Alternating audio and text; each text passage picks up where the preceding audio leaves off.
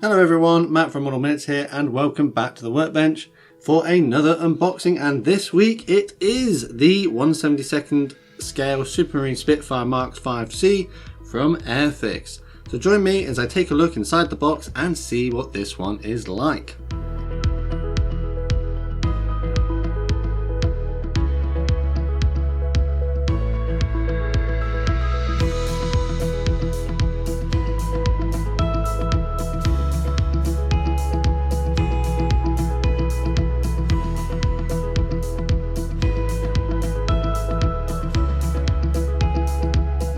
So I think you'll agree with me that this is a rather striking image of the Spitfire Mark Vc as it attacks an armoured column in a very hot and sandy place.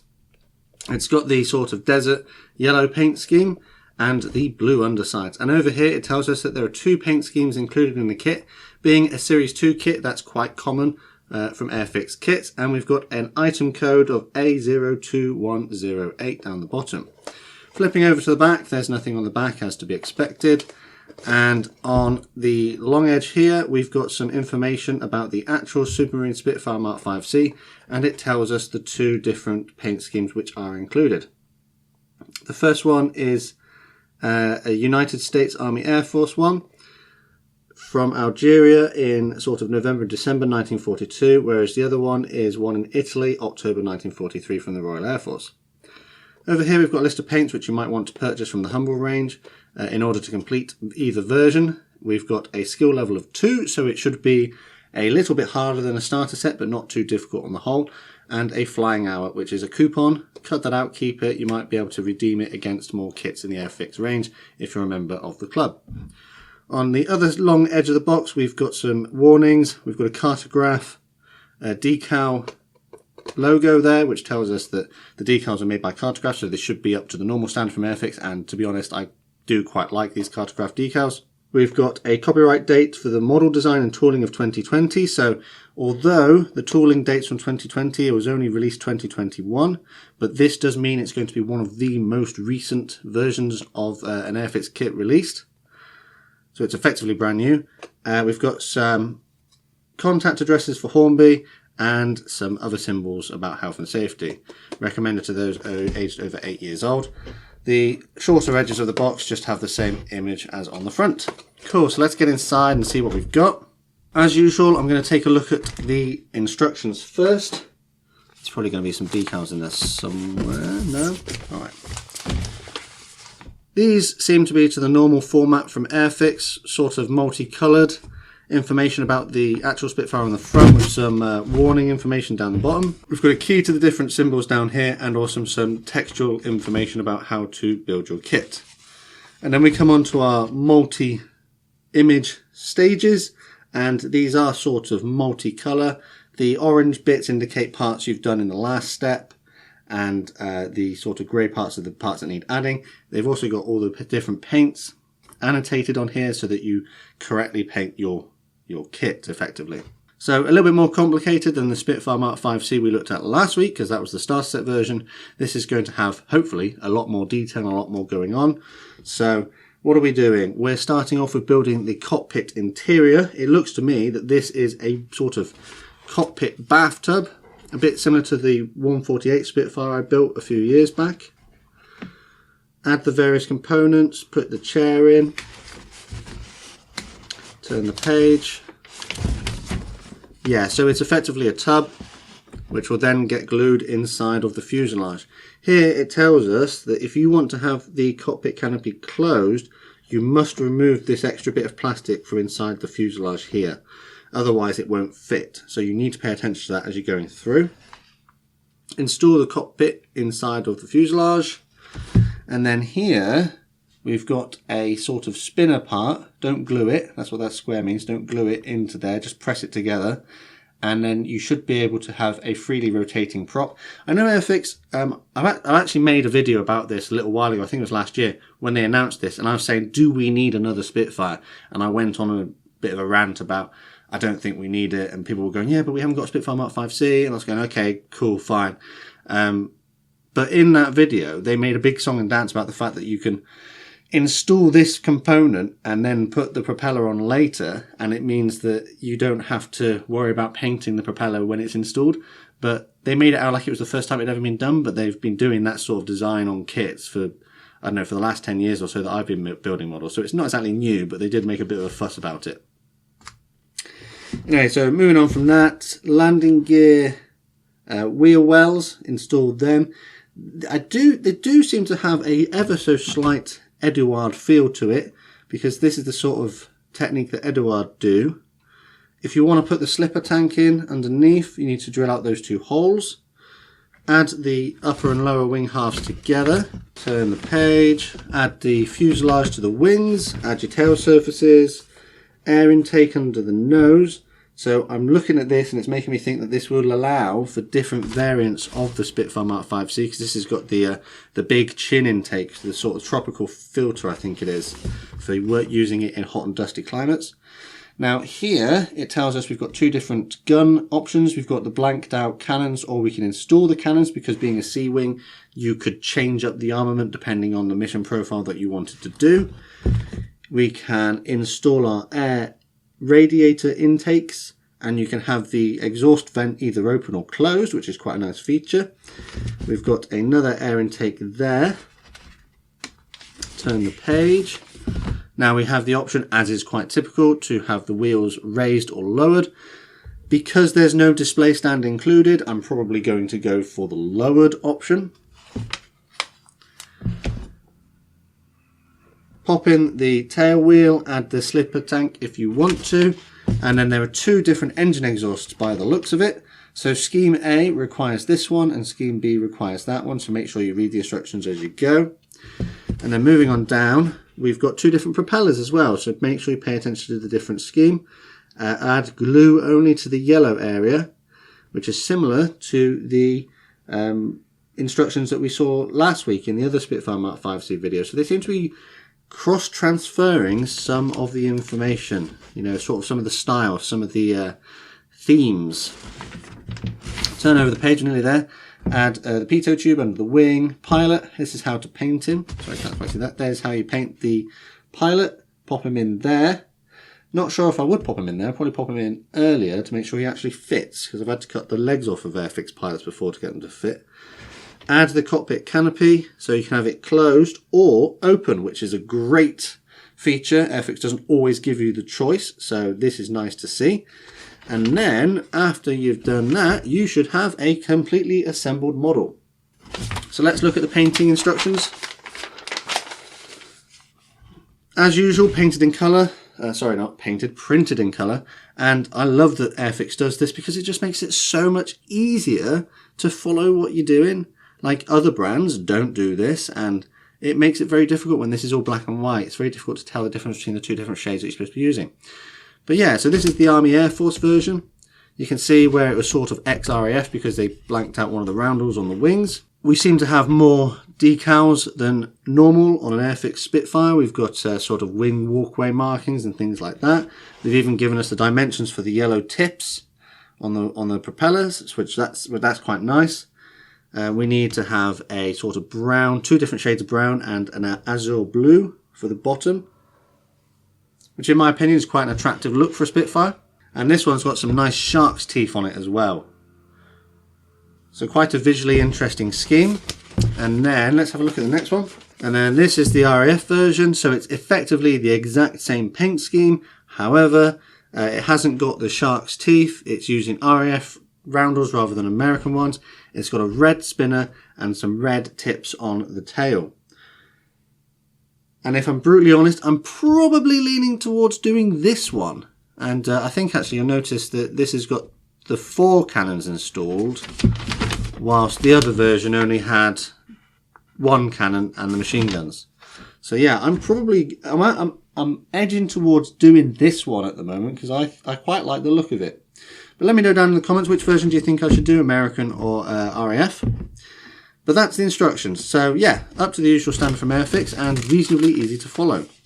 And here are the decals. As previously mentioned, these are printed by Cartograph, so they should be up to really good standard. And there are considerably more decals here than there were on the starter set version I looked at last time. We've got our common ones at the top here, and these are all your different markings, like your stencils and stuff. We've got a control panel, wing, gun covers, walkway markings. Yeah, they look really well printed. Can't see any errors there. Then underneath that, we've got the United States version with the shark's teeth. Again, very well printed, no registry errors. I'd be very surprised if there were. And then moving on to the RAF version.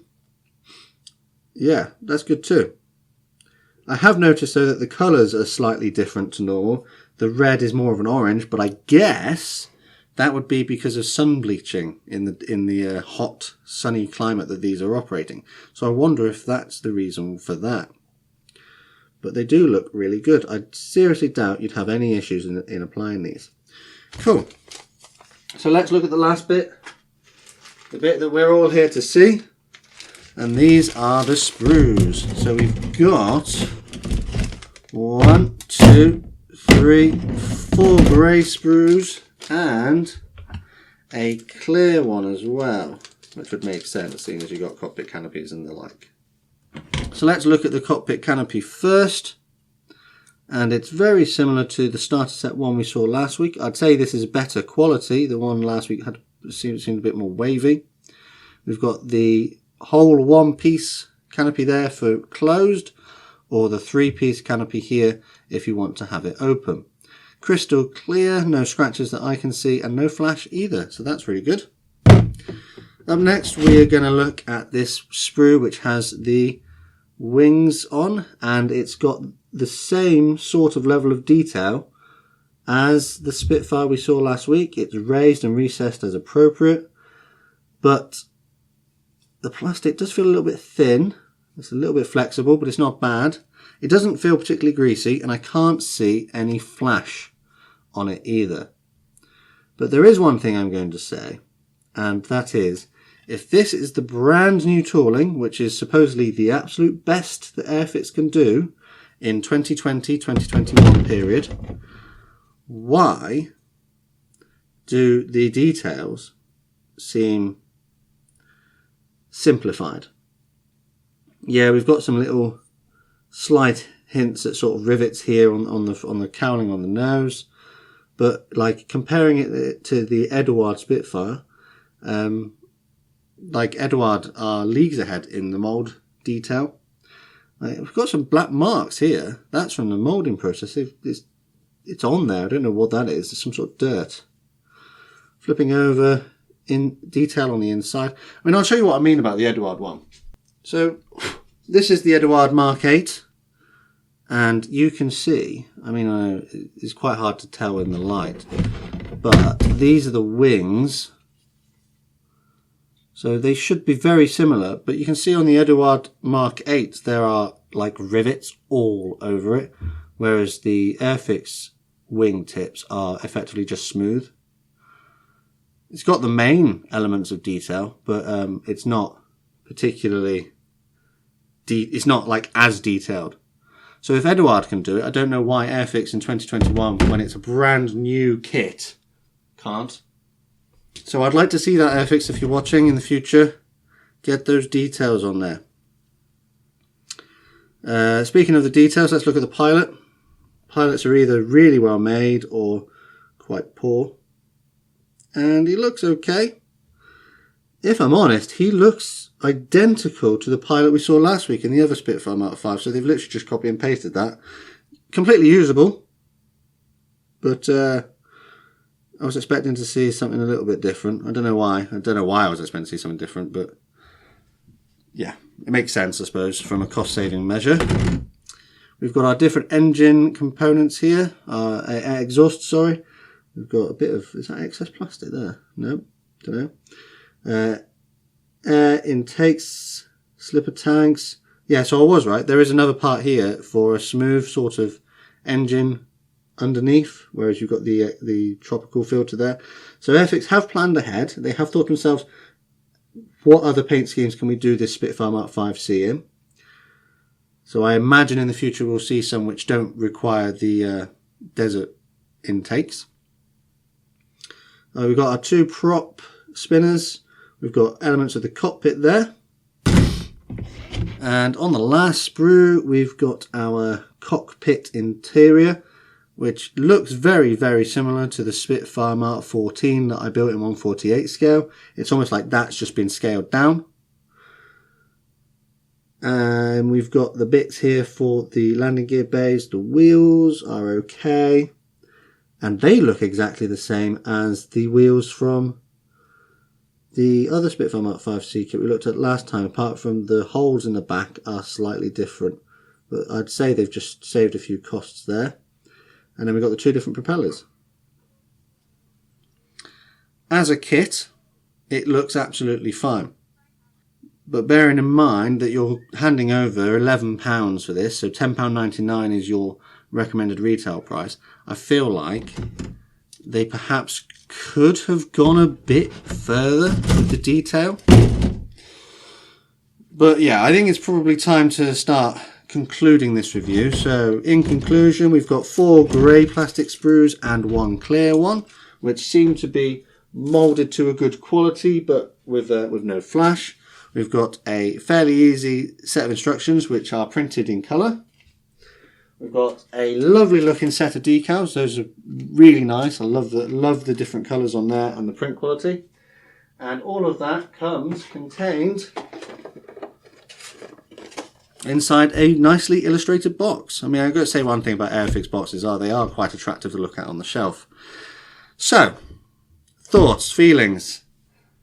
I am not entirely sure Airfix are showing off with this kit.